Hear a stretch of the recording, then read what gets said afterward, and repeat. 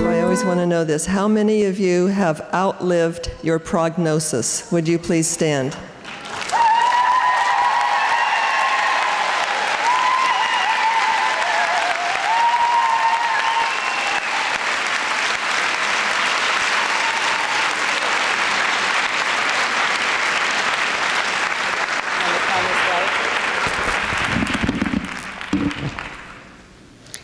This is so emotional seeing all of you stand up. I'm afraid I'm going to cry before I even get started.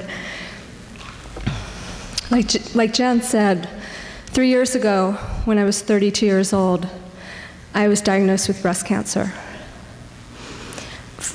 About 5 months later, I had a recurrence in a lymph node. And 2 years after that, I had a recurrence on the chest wall of my mastectomy scar. 4 years before my diagnosis, my mother died of breast cancer. Along with the mastectomy, I've done chemotherapy. I've done a lot of alternative therapies, and this past summer I spent doing radiation therapy. And I'm continuing with a weekly infusion of Herceptin. Obviously, this has been a devastating experience in my life, but in ways that I couldn't anticipate.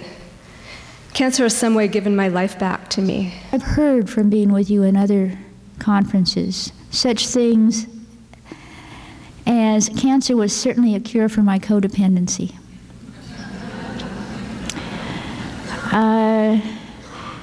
You know, then it gives you an excuse. I don't have to do that. I have cancer. Well, take that lesson and run with it. Nobody is good enough to cause cancer to themselves. When people say, I must have done it myself, the answer is very simple. With all due respect, you ain't that good. We might be able to say to people as physicians, the diagnosis is cancer. What that will mean remains to be seen, because that's the truth. If you think you're going to die, there's two things you don't do. Number one, you don't get your teeth cleaned. And I'm thinking today, I better do that here pretty soon. And you don't learn new computer programs. I also need to tell you that I think when we're in relationship with one another as healthcare professionals, as family members, and as loved ones, that we are doing spiritual practice.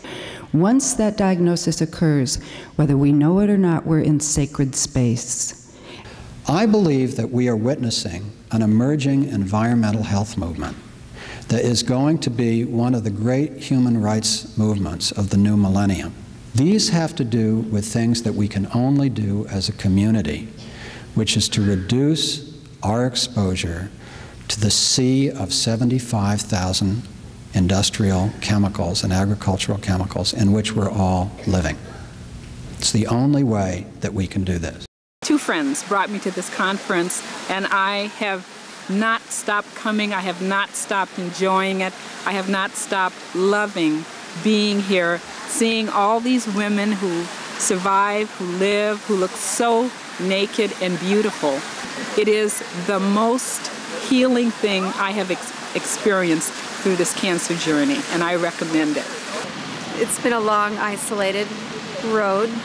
Most of the time spent in my room crying. And coming here, this is sort of the first organized cancer event that I've come to. And at first it was a little bit overwhelming. One part nice was seeing a lot of bald heads, and I felt like I could take my hat off and not be the only bald one in the room. There's a hero if you look inside your heart. You don't have to be afraid of what you are. There's an answer if you search within your soul, and the sorrow that you know will disappear.